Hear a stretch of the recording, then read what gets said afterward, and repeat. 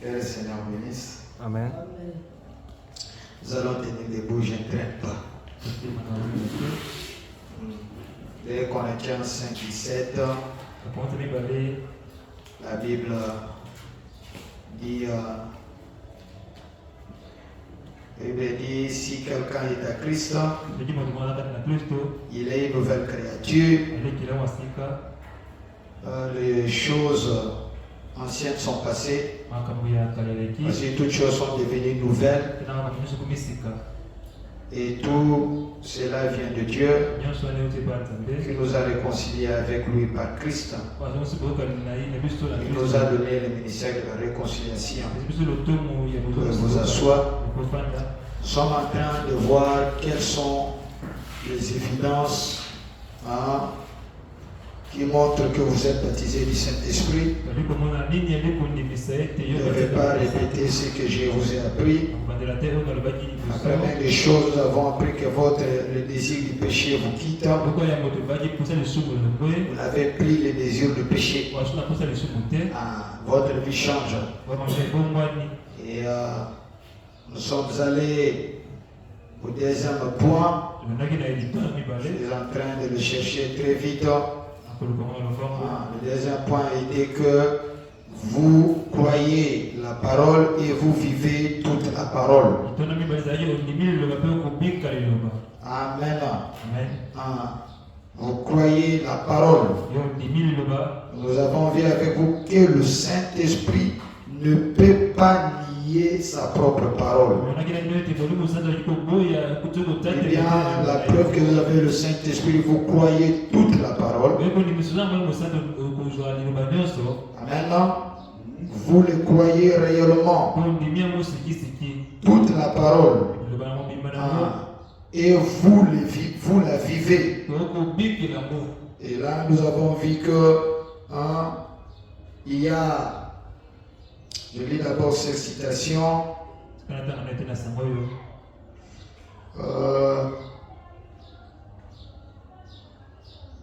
Voilà. Dans le Messager du soir, paragraphe 233 de 1963, il est dit, et lorsque vous êtes baptisé du Saint-Esprit, et que vous dites que vous avez le Saint-Esprit, et puis ensuite vous reniez la parole de Dieu. Vous dites que vous avez cru et que vous avez reçu le Saint-Esprit, et ensuite vous reniez que la parole est véridique. Comment donc cela peut-il être le Saint-Esprit alors que c'est lui qui a écrit la Bible? Le Saint-Esprit reniait sa propre parole. Dire j'avais tort, vous avez raison. Non, ça ce n'est pas Dieu. Absolument pas. Donc, vous ne pouvez pas dire que vous avez le Saint-Esprit et vous reniez une seule parole. Parce que la Bible dit, Jésus a dit l'homme vivra de toute la parole. Or la vie c'est Zoé. Le mot grec Zoé qui veut dire le Saint-Esprit lui-même. Et quand le Saint-Esprit, la vie est en vous, cela veut dire vous êtes un homme qui vit de toute la parole. Donc c'est impossible que quelqu'un qui a le Saint-Esprit puisse nier même un iota. Ça sera toujours le diable. Voilà pourquoi je vous ai appris l'autre fois. Frère Branham dit le véritable diable, ce n'est pas Elvis Presley. Ce n'est pas Fali Poupa, ce n'est pas Weranson. Ce n'est pas Michael Jackson. Le véritable diable, c'est fait pasteur. Il croira 99,9% et il va badigeonner un peu seulement. Même pas nier complètement, mais badigeonner en blanc les 0,01% avec des raisonnements humains. Dieu a-t-il réellement dit? C'est comme ça que vous voyez des gens qui prêchent ce message, la plupart n'ont pas le baptême du Saint-Esprit. Mais tous diront, nous croyons la parole. Nous avons vu avec vous que quelqu'un qui a le Saint-Esprit, nous avons lu dans la restauration de l'arbre de Pouce de 1962, quelqu'un qui a le Saint-Esprit, le Saint-Esprit dans une église où l'on prêche toute la parole, les 9 dons doivent être là, en train de se manifester. Et aussi le fruit de Galates 5:22, l'amour, la tempérance et toutes ces choses. Nous devrions le trouver dans cette église-là. Sinon, ils doivent prévoir les doctrines. Et nous avons lu encore une autre chose, que si le Saint-Esprit est dans une église, mais cette église manifestera le miracle. Voilà, je vous ai montré que le fruit de l'esprit seul dans une église peuvent être intellectuels. Le fruit de l'esprit seul, sans la manifestation de la Pentecôte ou des signes des miracles de dons,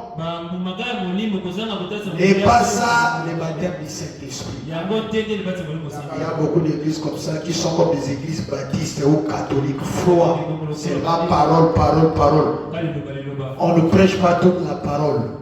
Voilà pourquoi les gens ne sont pas baptisés du Saint-Esprit. Le Saint-Esprit, c'est la pluie qui bénit la sémence. Et la sémence, c'est la parole que le prédicateur prêche. Et puis, si une église ne manifeste que la puissance, et ni une partie de la parole, parfois par leur parole, par leur comportement, il y a le fruit de Galates 5:22 qui ne se manifeste pas. Le pasteur cherche la popularité. Cette église-là ne prêche pas toute la parole. Voilà pourquoi les gens ne sont pas baptisés du Saint-Esprit. Si le Saint-Esprit est là, nous verrons la vie vive des chrétiens. Et de l'autre côté, nous verrons aussi la manifestation des dons et des miracles. Messieurs, nous voudrons voir Jésus, paragraphe 6. Frère Branham dit, je crois vraiment que les dons et les appels sont sans repentir. Je crois qu'il y a des dons qui viennent de Dieu et je crois que chaque église locale doit avoir 9 dons spirituels en opération en son sein.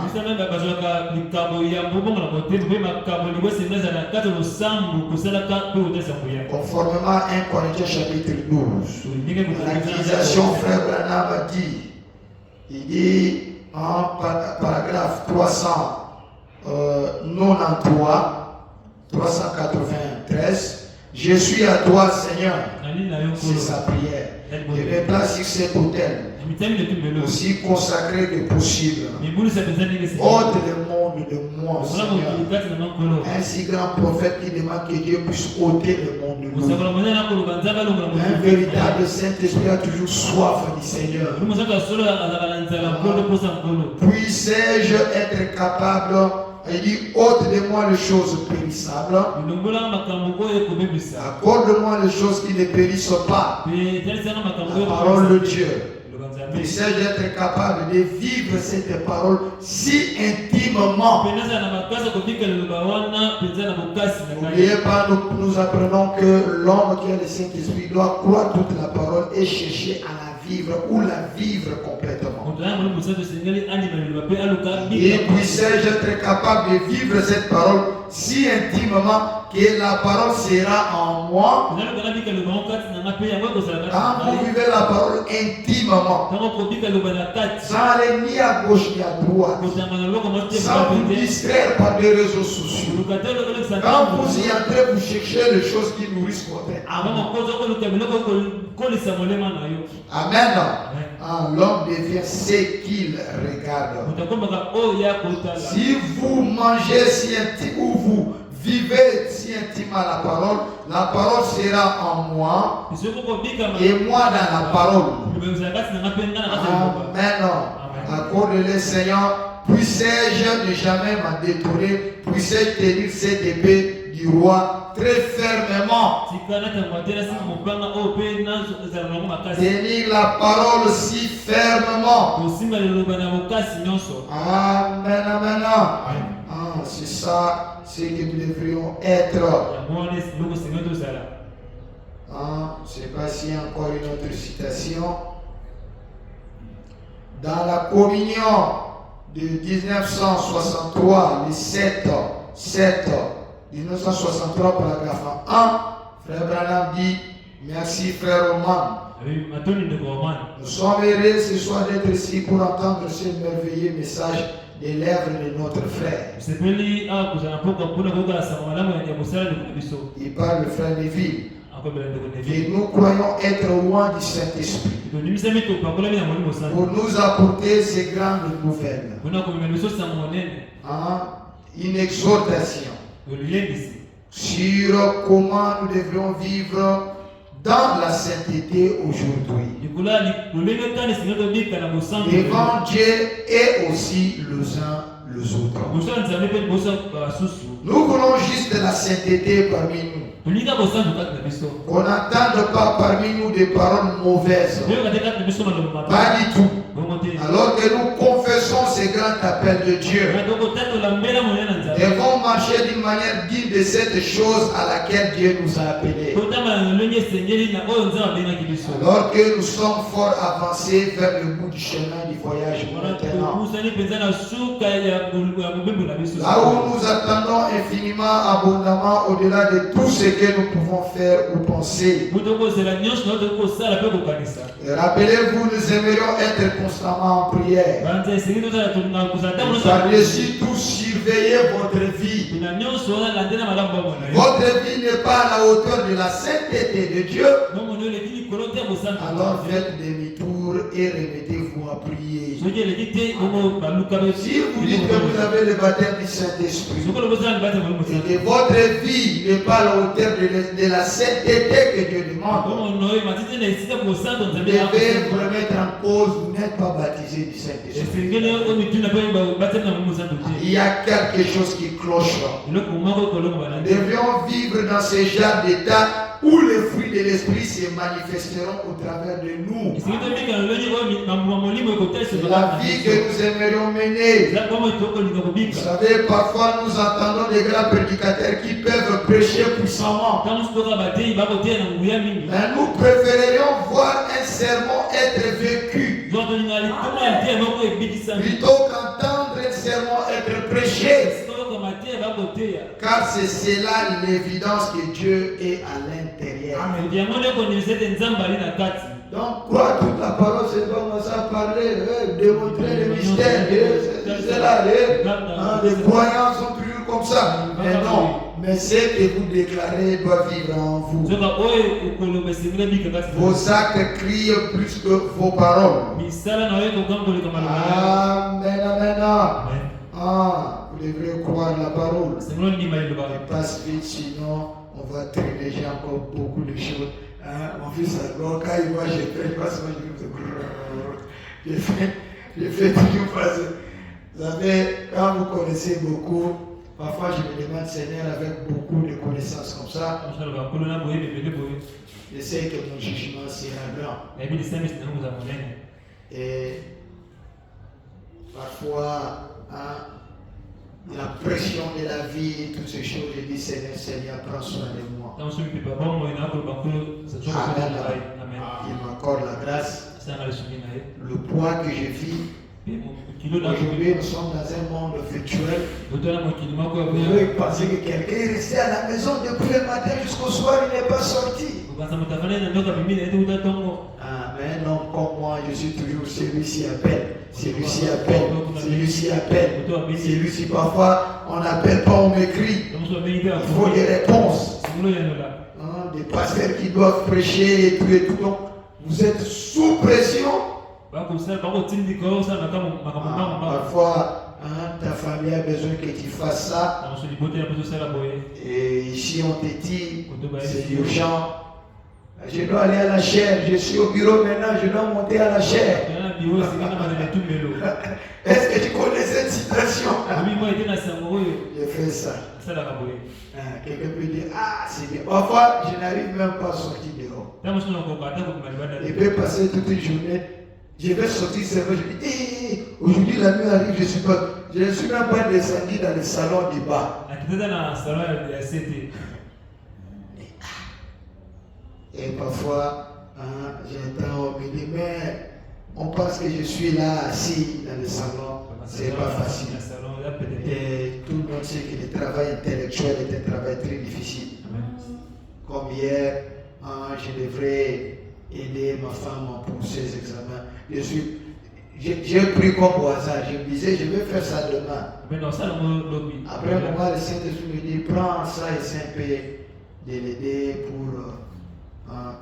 je prends son travail, je le mets là-bas. Je commence seulement comme ça.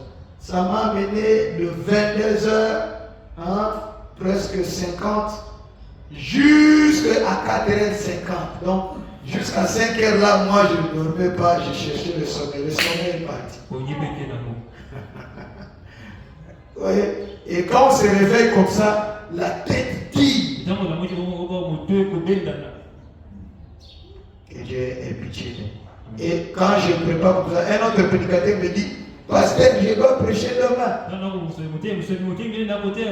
J'admire beaucoup vos prédications. Je dois prêcher demain. Demain, on m'a appelé dans une convention de prédicateurs. Prends ce thème ici. Prépare pour moi. Il dit, papa, est-ce que j'ai le temps d'abord? Il insiste. Pasteur. Seigneur Jésus. Donc jusque-là, quand je vais sortir d'ici, je n'ai pas bien dormi. Parce que ça a fui, j'ai pris ma prédication, j'ai commencé à suivre et ça m'a donné un peu de sommeil, presque 30 minutes. 20 minutes, je me suis réveillé, je devrais venir. Quand je rentre maintenant, je dois faire. Il y a d'autres qui pensent que je les ai négligés. Il y a même un homme de Dieu qui m'a dit, parce que regarde mon émission que je fais ça, prends ça, ajoute un peu d'autres citations comme ça. Bon. Je dis, mais est-ce qu'on peut causer même comme ça, comme ça? Je te dis directement ce que je pense. Non, parce que moi je veux que tu fasses comme tu fais là. Ça va faire 2 mois aujourd'hui. Bon, c'est une émission, c'est pas précis. Quand je vais faire l'autre, et parfois il pense, il me rappelle plus, peut-être il pense que j'ai négligé.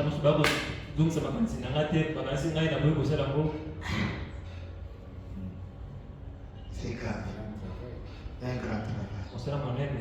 L'autre non, pasteur, envoie-nous Joseph, c'est quoi là qu'il avait prêché? Quoi? Les larmes de Joseph. Je l'ai permis, j'envoie. Après, je l'ai encore permis. Mais moi aussi j'ai permis. Oh, pasteur, le Père porte bonheur. À la maison ici, ils allaient déjà venir plein. L'élève dit non, je n'ai pas encore préparé la douche pour vous, je n'ai pas. Il dit, ma pauvre femme, quand on va les remplir la maison, moi je les attendais d'abord. Les autres élèves disent que je viens à Kinshasa en outre et ils me disent, pasteur. Ah, moi je voulais faire. Je pense que si je suis à Kinshasa, je suis pour tout le monde. Quand je suis ici, c'est là il va venir vraiment t'aider dans les seins. Que Dieu m'accorde la grâce. Amen. C'est un peu ça la vie que je vis, que personne ne peut comprendre. On passe tout ça, sinon nous allons traîner seulement au deuxième point. Ça nous reste 11 minutes. Voilà, je passe tout ça, je suis désolé. Voilà, nous sommes à ce deuxième point. Dans votre vie est-elle dit de l'évangile, Dieu a voulu passer ça, mais je prends toujours dans le deuxième point. Le Saint-Esprit croit et vit toute la parole. Paragraphe 190, 190, malgré qu'ils se disent chrétiens, ils adoptent des credos. Des credos humains au lieu de la parole de Dieu. Ils peuvent donc accepter le credo parce que c'est l'homme qui les a fait. Mais ils ont peur de reposer leur foi là dans ce que Dieu dit. Dans ces dieux qu'ils prétendent aimer. C'est vrai. Et puis vous direz que cette vie-là est digne de l'évangile, c'est impossible. Amen.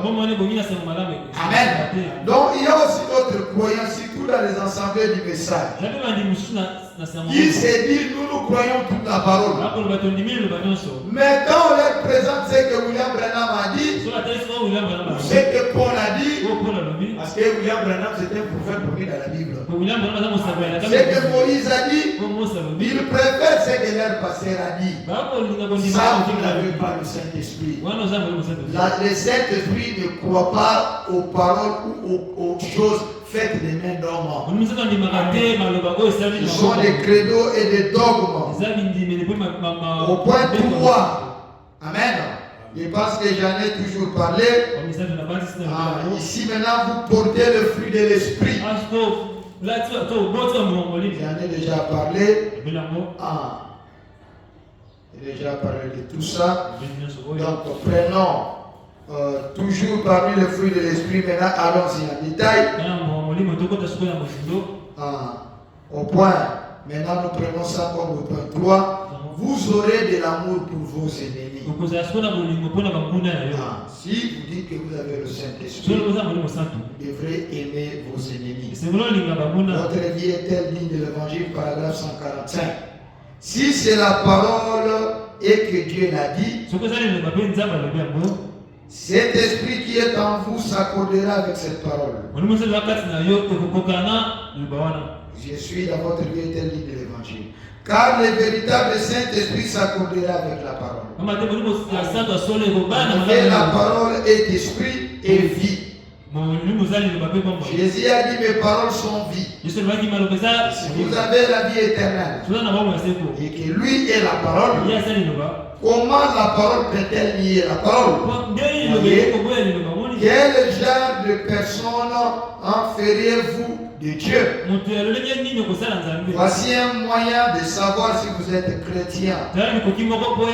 Quand vous pouvez accepter pleinement chaque parole de Dieu, ce que nous venons de passer, et quand vous avez de l'amour pour vos ennemis. Amen. Quand vous voyez, après avoir passé l'étape de croire toute la parole, de vivre toute la parole, et que vous voyez que maintenant vous pouvez aimer vos ennemis, alors c'est la preuve que vous avez le Saint-Esprit et que vous êtes chrétien, pas chrétien de nom. Vous ne pouvez pas être chrétien sans recevoir le Saint-Esprit. Donc c'est fruit par excellence. Si vous lisez le livre de Galates 5:22, beaucoup n'ont pas fait cas. Ils disent les fruits de l'esprit sont. Mais on dit les fruits au singulier. Mais on cite au pluriel.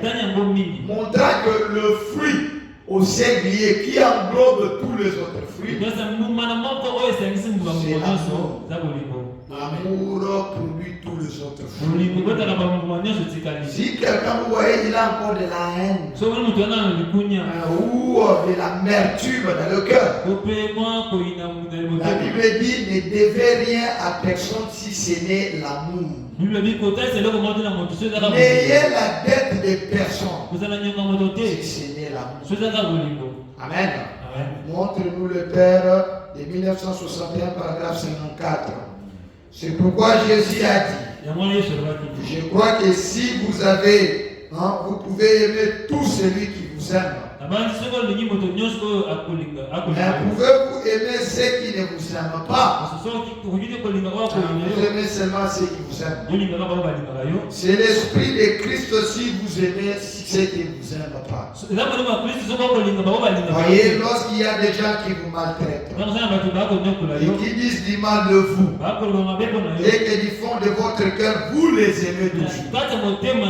Pas visiblement seulement, mais du fond de votre cœur. Alors vous savez que vous êtes donc proche du royaume. Voyez, il a donc dit, si nous aimons seulement ceux qui nous aiment, quelle récompense aurons-nous? Amen. La divinité expliquée. Amen. Amen. L'apôtre Paul dit dans 1 Corinthiens 13. Écoutez.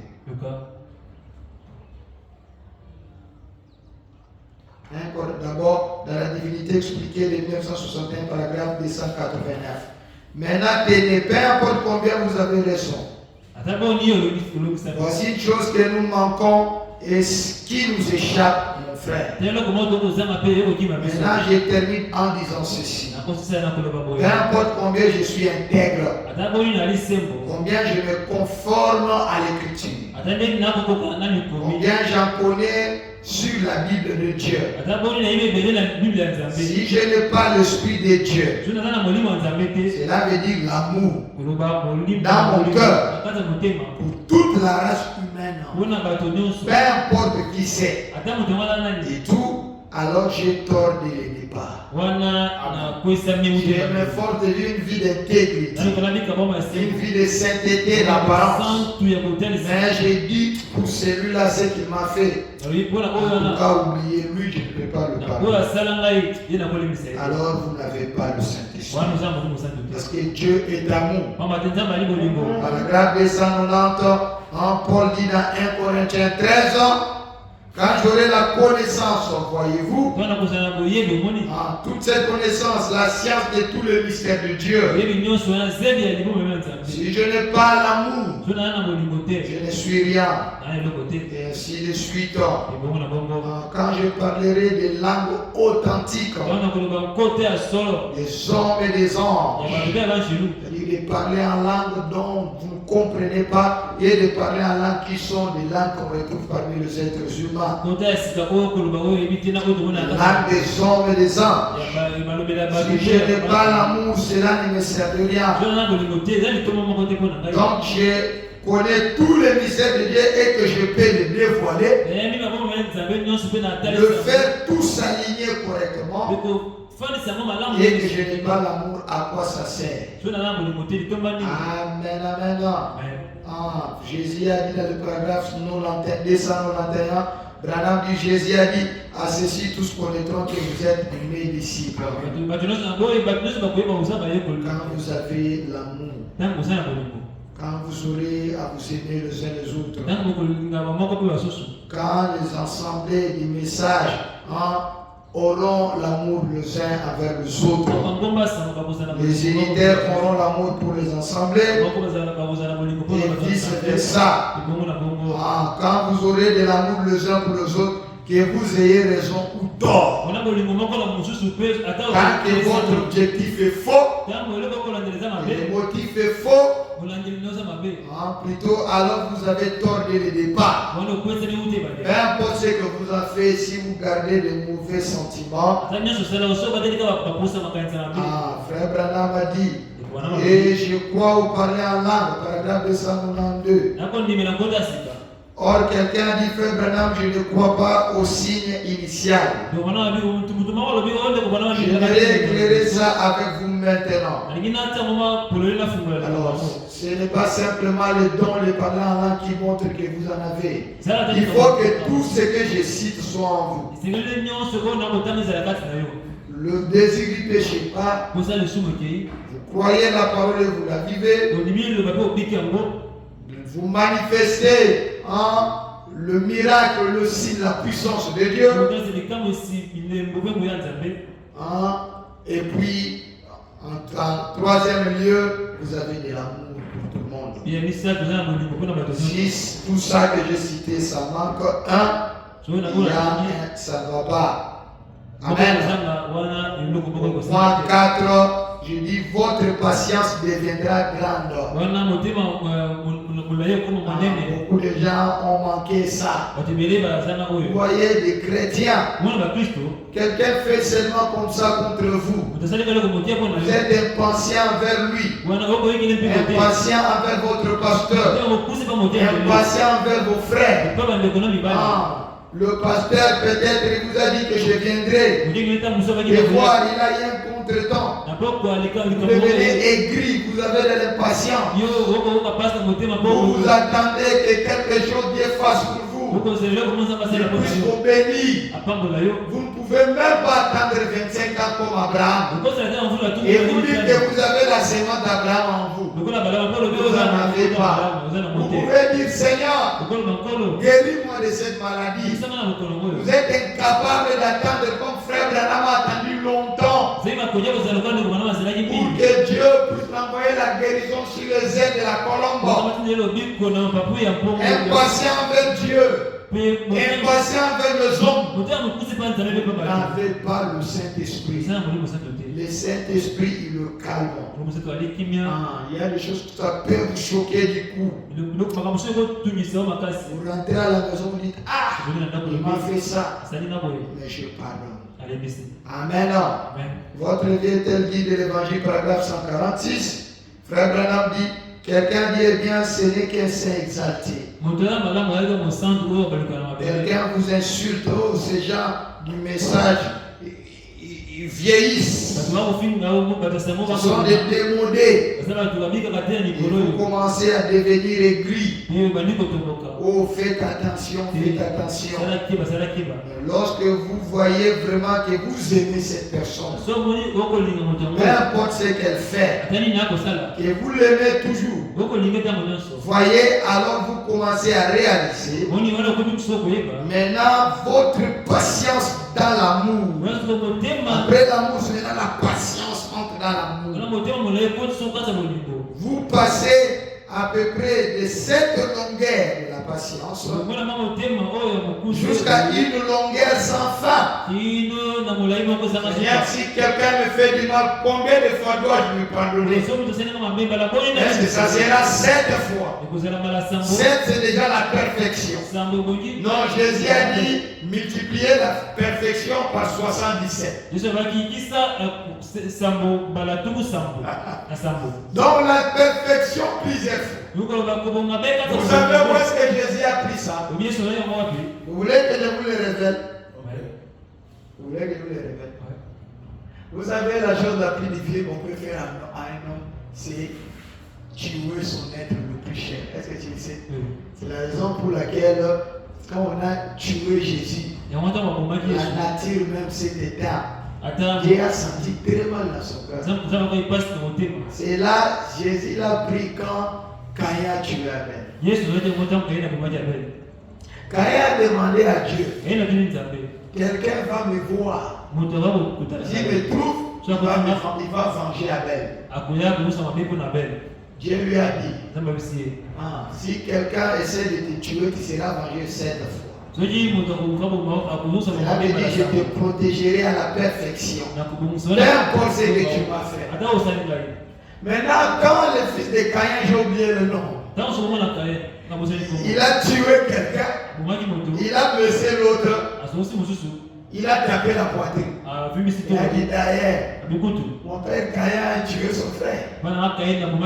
Dieu l'a pas vengé 7 fois. Et moi, on me vengera 77 fois. Je sais que les interprètes de la Bible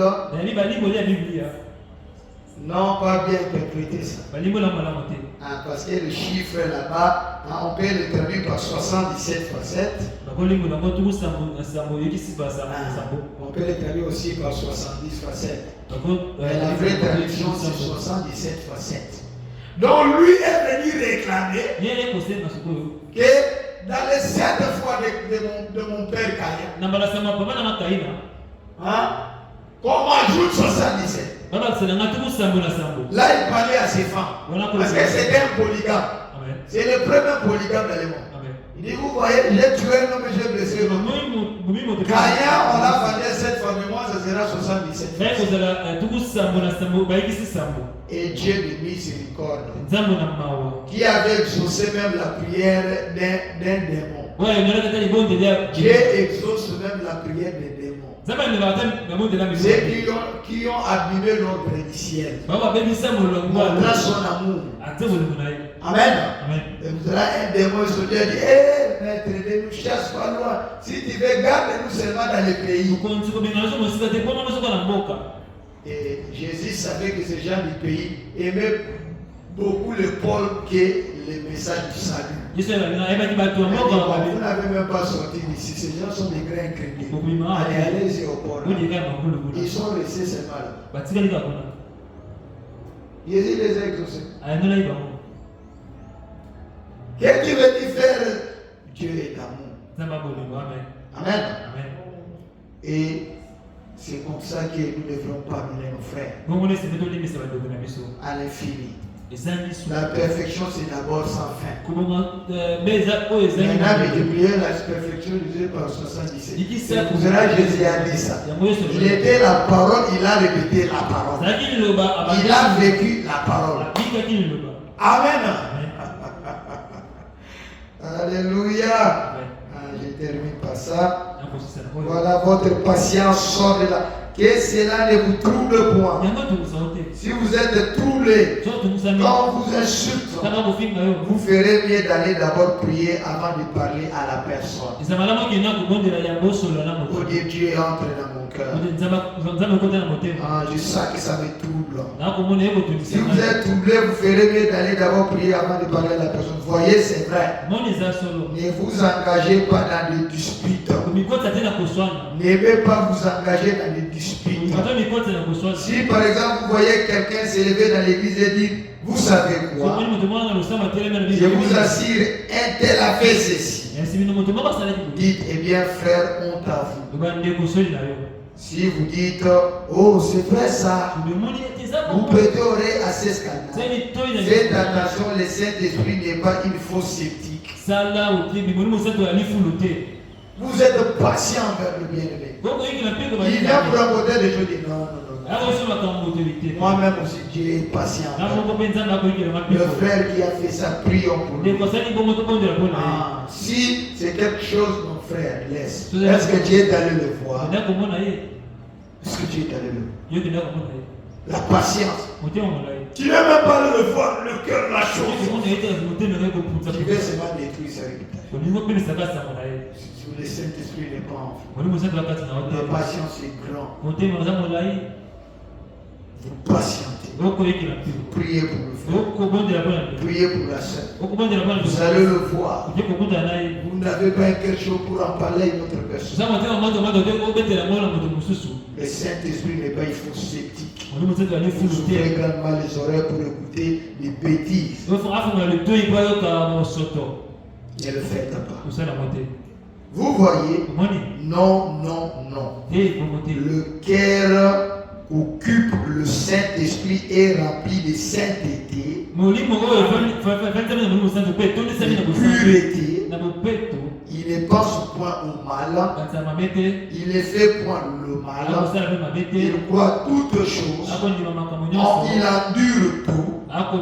Il est longanime. Une patience très grande. Longanime. La longanimité. Donc, il ne faut pas oublier. Le premier point, le désir du péché part. Amen. Votre vie change. Le deuxième point, c'est quoi? Vous croyez la parole et vous vivez la parole. Par votre vie, le fruit de Galates 22. Et puis, la puissance de Dieu vous accompagne. Parce que les miracles accompagneront ceux qui auront cru. Au troisième point, vous aimez vos ennemis. Si vous sentez de l'amertume, vous n'avez pas le Saint-Esprit. Quatrième point, votre patience devient grande. L'amour et la foi sont parents. Et cela produit de la patience. La patience envers Dieu et de la patience envers les hommes. Envers Dieu, envers ses promesses. Abraham a patienté 25 ans. Vous êtes incapable de patienter. Moi, le choc, vous fuyez l'église, vous quittez le message. On se moque de vous. Vous allez mettre le pantalon. Non, la patience produit la foi. La foi produit la patience. La foi et l'amour sont parents. Si j'ai vraiment la foi est une vision à longue portée du frère Branham. Et si c'est une vision à longue portée, ça ne regarde pas au prestige d'aujourd'hui, ça regarde à la gloire à venir. Mais si vous n'avez pas la foi, vous n'aurez pas la patience. Vous êtes là, jeune homme. Vous sentez que l'âge avant, vous avez besoin du sexe. La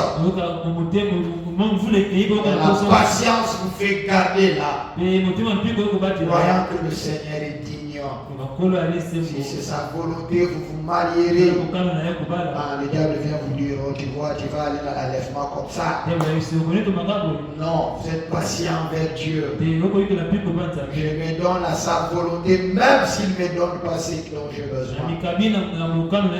Ma priorité, c'est cette gloire éternelle. Quand je serai là-bas devant Dieu, tous les jeunes sont tombés, ont été en train de tomber, mais toi, depuis que tu m'as donné ta vie, tu es resté fidèle à moi, en tant que célibataire, à lever de chasteté envers moi. Tu es un bon mari pour ta femme, tu es resté fidèle. Alors viens ici, je vais te récompenser. Frère Branham dit, Jésus nous récompensera même pour de petites choses. Et de petites choses qui semblent petites, ce sont des grandes choses qui font de vous des héros là au ciel. Alors que beaucoup de jeunes sont dans le péché. Mais vous supportez. Vous pouvez avoir le sexe facile. Il y en a partout là-bas. Et attraper beaucoup de démons. Si vous couchez avec une femme, vous êtes avec lui une même chair. Et ces démons vont être transférés en vous. Ça serait difficile ou si pas impossible de vous en délivrer. Quand vous donnez votre vie à Dieu, le Saint-Esprit est en vous. Jeune homme, jeune fille, tu resteras patient. Même si la guérison s'éloigne, tu resteras patient, croyant en Dieu. Abraham qui a attendu longtemps. Mais Dieu est le Dieu du miracle. Il ne laissera pas que votre corps entre dans la tombe sans que sa parole s'accomplisse, parce que sa parole est une sémence. Quand sa parole est crue dans un bon cœur, cela produit des choses. Que le Seigneur bénisse. Amen.